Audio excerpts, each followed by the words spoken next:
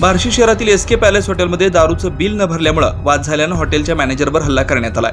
हॉटेलचे वेटर विकी शंकर कदम यांनी पोलीस ठाण्यात तक्रार दाखल केली। ही घटना 23 जुलै रोजी सायंकाळी 5:45 वाजता घडली। या घटनेची सीसीटीव्ही फुटेज समोर आलाय, ज्यामुळे पोलिसांना तपासात मदत होण्याची शक्यता आहे। 23 जुलै रोजी सायंकाळी 5:45 वाजता एसके पॅलेस हॉटेलमध्ये तथागत म्हस्के आणि निखिल ननवरे हे दोघे आले होते।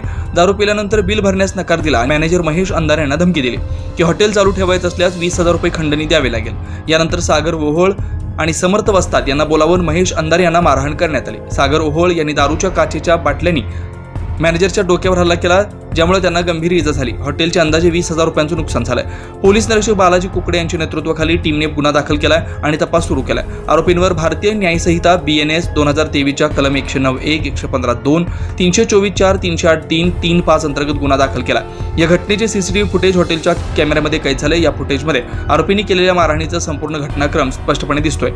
पोलिसांनी हे फुटेज ताब्यात घेतलं असून त्याच्या आधारे पुढील तपास सुरू आहे। या घटनेमुळे परिसरात तणावाचं वातावरण आहे। पोलीस अधिकारी संपूर्ण तपास करतायत। आरोपींच्या अटकेसाठी शोध मोहीम सुरू केली आहे। बार्शी पोलीस ठाण्याच्या तपासावर सर्वांचं लक्ष लागून आहे। पोलीस आरोपींचा शोध घेत आहेत आणि लवकरच अटक करण्याची अपेक्षा आहे। हॉटेल मॅनेजर महेश अंधारे यांच्यावर उपचार सुरू आहेत। या घटनेमुळे बार्शी शहरात खळबळ उडाली आहे।